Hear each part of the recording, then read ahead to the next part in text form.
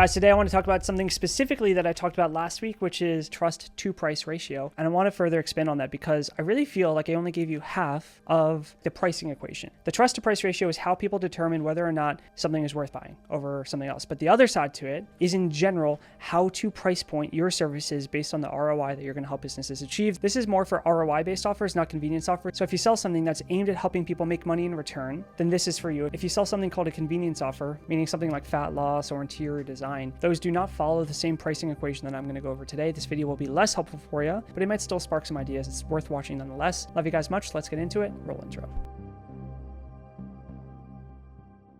I'm going to start this with giving you the equation, trying to make it as simple as possible, and then using the rest of this video to try to expand or make sense of this equation. And the equation is P equals parenthesis V times S and parenthesis times T. To break these numbers down even further, price is the end outcome. This is the variable based on everything else that we talk about. Value is the value that people get when they work with you. After they go through your coaching program, after they use your software, after they use your agency, what value do they get monetarily, meaning time savings that you can equate to cash earned or money saved, or new clients gained, or overhead saved? What value does someone get monetarily for working with you? That is V. S for service is 0.1 to 0.2, 10 to 20%, meaning the value V that you give someone, you should get 10 to 20% of, dependent on the complexity of what you do. So for example, if you just run Facebook ads for real estate agents, that is not a very high value skill. And so you shouldn't get 20% of the earned outcome. You should get 10%, maybe even less at this point. Versus if you copyright, record, edit, and then help post the VSL for a company, it is fair to dictate getting more percentage, meaning 15, 20% of the earned outcome, the value from the client, because you did a more complex service. Number one is you did something harder to do. Number two is you can charge a premium because you, by doing something harder to do, or doing something that other people naturally don't have the talent or skill to do. And number three is because you did something more complex, you probably had more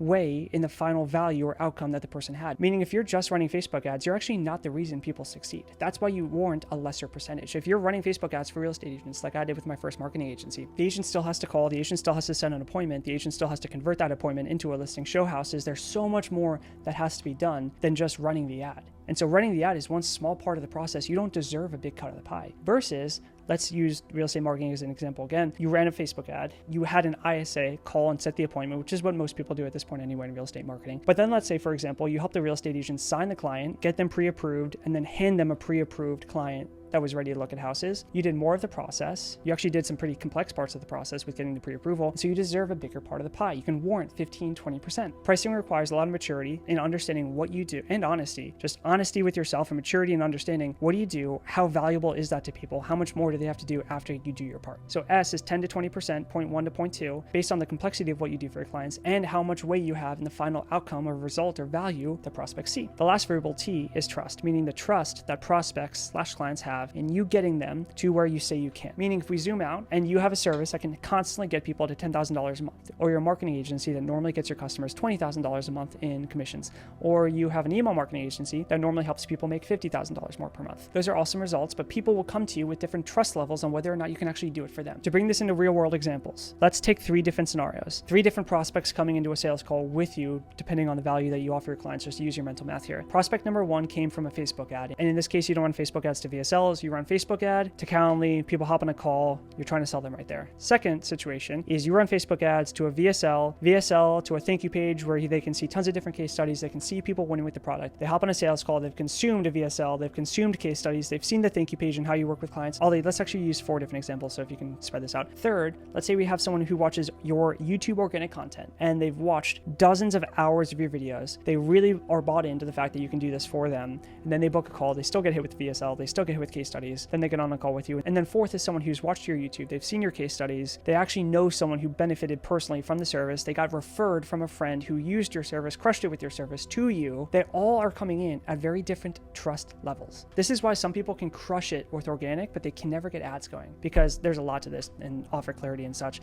But a lot of the time it's that they're running a price point based on more trust than they have when they get in front of cold audience versus offers that can work with ads. And this again has variables like offer clarity and structure and such, but the offers that that can win on low trust with ads when they can get in front of organic audience, that is game over. That's when you get to multi-8 figures. The key here is to recognize that you probably have a majority of your lead flow coming from one different channel, and you have to analyze how much trust do you build with prospects in that channel. If to set the barometer here, the fourth situation, someone who watched all your content, watched all the case studies, got referred personally, if that person is 90% trusting, 0.9, because I don't think anyone can get to the point where they're 100% trusting. Even if someone's working with you and crushing it with you, they're not 100% trusting that they're going to crush it with you again next month. I don't think a prospect can ever be 100% certain that something's going to work and 100% trusting. So let's take 90% as far as it can go in trust, meaning watch dozens of hours of content, seen your case studies, know people who have succeeded with your program, personally been referred. If that's 90%, and 10% is someone who just clicked on an ad, booked on your Calendly, got to a call. If that's the barometer that we're working with, on decimals of 0.1, meaning 0.1, 0.2, 0.3, etc., what is the trust level that you establish with your prospects before they buy? And then the equation, let's just use example given that you help people make $50,000 per month. That is the value that you give. And in this case, let's use 0.15, meaning you have a complex service, but not too complex.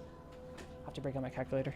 $50,000 per month times 0.15 is $7,500. And then let's say you get people to trust in you 60%, meaning realistically, you run people to a VSL, and that's really all. Like, there's not much case study work done. There's not much thank you page work done. There's not really any kind of free resources. No one's seeing your YouTube video, but there's a mediocre amount of trust. So 50,000 times 0.15, 7,500 times 0.6 is $4,500, meaning you can charge $4,500 for someone to make $50,000 per month with you. You're charging less than 10% of the return they get working with you. The common rule is that, take the value that you give someone and then multiply it by 0.1. The reason I don't like that is because if you have a complex service and you build a lot of trust, you can charge much more than that. If you have a very simple service and you don't build a lot of trust, you should be charging less than that. That's why inherently you want to drop prices, because if you're not offering something complex and you don't build trust, you are a commodity. And the only way you sell commodities is via price, meaning you want to charge less than other people in the market. The best way to get out of commodity sales is not to do more. It's not to charge more. It's simply to be better at building trust, meaning being a better marketer. I want to caveat all of this, by the way, because I was thinking about this yesterday. I stress trust when it comes to price. And a lot of people will misinterpret that when I say that it's not based on value, it's based on perceived value is really what it comes down to in trust. Trust is a part of the perception of value. When I'm saying that it's not based on value, what people will misinterpret that as is you don't need to have something of value to sell. You don't need to have a valuable service. You don't need to have a high quality service, a high quality product. And that's not the case. What I'm saying is you can have the best product in the world, but unless you get people to trust that it's the best product in the world, unless you get people to see that before they buy it, you're going to have a very hard time getting people to actually use it and then see it's the best product in the world. You have to get people to perceive the value before they can actually see the value. The whole concept I'm stressing here is that the trust to price ratio is massive, but the other concept here is that price is not based on value, it's based on perception of value, perceived value, meaning how valuable is something perceived to be by prospects before they buy it. It doesn't matter how valuable the thing actually is in use. What matters is how valuable people think it will be in use, because that's the number that someone's willing to pay a percentage of in order to grow. So realistically, let's say you had something that helped people make $100,000 per month. And let's say you did something like my portfolio company does that's way more complex work, like my portfolio company does. You hire the sales reps, you train the sales reps, you close the deals, you help with marketing, and you warrant 20%. Then in this case, V times S is $20,000 per month. But the difference in trust is game changer here. And let's say we had two different companies that gave that exact same service and exact same value, company one and company two. Company one didn't have any kind of organic audience. They didn't do any kind of actual marketing. They just had ads that went to a Calendly booking with sales reps. And company two had full YouTube channels with organic content. They also had a ton of case studies showing that they got people to 100, 200, 300. So they delivered 80% trust in their marketing to you. So you trust them at 80%, meaning 100 times 0.2 is 20,000 times 0.8 is $16,000 per month. Meaning if they helped you make $100,000 per month, or they claimed that they could help you make $100,000 per month, for them to charge you $16,000 per month, with the amount of trust that you have built into that company, you wouldn't really balk at that. You would actually think you're making money out of the gate, because 80% trust is incredibly high. Most people don't even trust their spouses or significant others with 80% trust levels. That 80% trust is a very high buy-in. Versus company one that does the exact same thing at $100,000 per month times 0.2, 20,000, but only 20% buy-in, can only charge $4,000 per month. The exact same thing, but they can only charge $4,000 a month, because if they tried to charge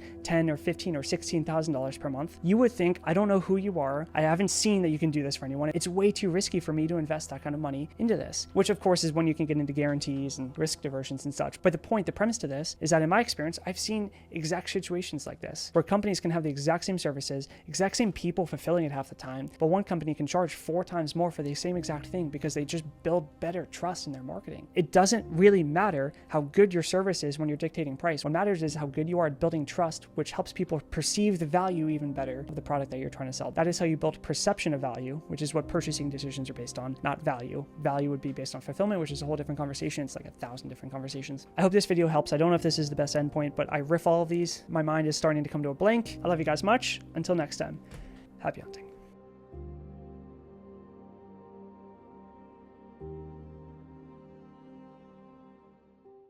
This is the honeycomb for the light box. It's so bright right here that I can't have that honeycomb on because I actually need the extra. I was about to take the actual screen off this light too. Side note, no one ever thinks about this, but when I recorded Six Figure Sales Rep, first day there, I think it was the, I forget what I was wearing. It was the brown suit, white t-shirt, and the Alps and the lake are in the background. Oh, I forget which phase it was. But what I specifically remember is that it was so bright behind us that the light kit, the aperture light kit, we had to take all of it off. And so it was just the bright bulb directly in my face, super harsh light. And for like 10 hours, I sat there recording that way. I remember Tristan, Chief Content Officer for Educate, was sitting behind the cameras to the left, helping me because it was my first time on camera. And I remember looking over at Tristan. We're like 9-10 hours deep at this point, and he is just like hunched over. It was freezing. We were in Lake Como, Italy, and it was supposed to be much warmer than it was. I'm wearing I'm actually wearing this suit, speaking of, this exact jacket. And it's not as warm as you would hope, and it was a freezing day because we had to open the glass sliding door so that the light wouldn't reflect. There was a breeze going through the whole time. It was freezing, especially when it got dark out. And here I am pretending like I'm warm, talking to the camera. I look over at Tristan's bundled in a blanket, like a throw blanket he found on the couch that was in the little room that we were in. And I just remember looking at him. He's just like half nodding off. He was such a trooper that day because I want you to think about how boring it would be to watch me record all these raw takes of video for our sales program. And Tristan was just there as moral support because realistically, he, once he sets everything up, he doesn't need to be there, but he was just there because he's a good guy and he wanted me to feel comfortable because it was my first time on camera. And Tristan, if you ever watch this video, I still think about that. Almost every time I look in the black lens of a camera, I think I'm like transported mentally to this memory of just Cam, Tristan, cold, and then a soulless, mindless dinner that I had that night with all of you guys because I could barely think, I could barely speak. Hence was the beginning of my who would have known content run, if you will. So that was not supposed to be a story that I was bringing up in this video, but that's apparently where my heart took me.